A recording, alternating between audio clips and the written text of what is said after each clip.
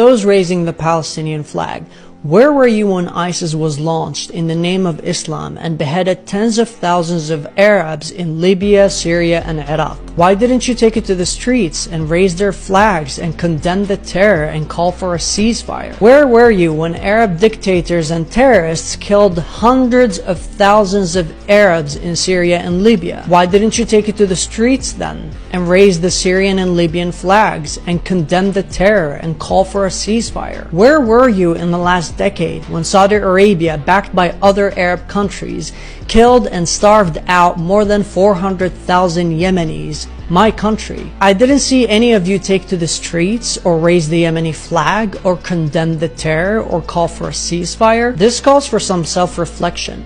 When millions of Arabs are slaughtered by other Arabs, you say absolutely nothing. But when 7,000 Arabs are killed by Jews defending their right to exist, you revolt, you get angry, you raise the flag, you condemn the terror, you call for a ceasefire, you turn the world upside down. Why is that? Why were you so silent then, but so loud now? Dear Muslims, the world is scared of us. The world is laughing at us.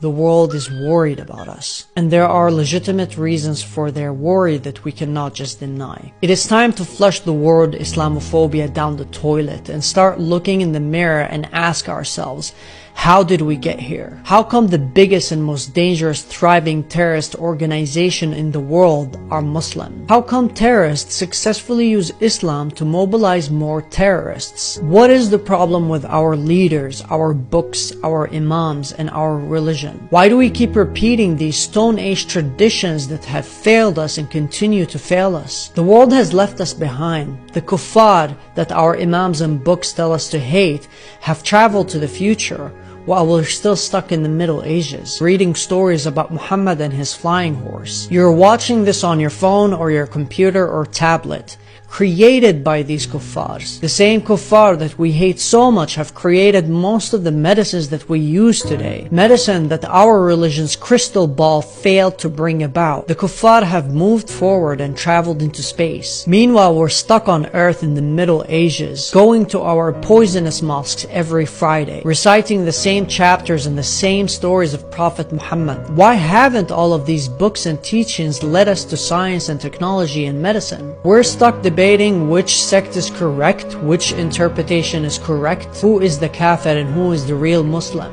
How can we convince the kuffar to become Muslims? Why on earth would anybody want to be Muslim today? They're all scared of us. They're all laughing at us. They're all worried about us. Delete Israel and the West from the world and we would still be as ignorant as we are, and we would still be stabbing each other as we are. Stop blaming them and look at yourselves in the mirror.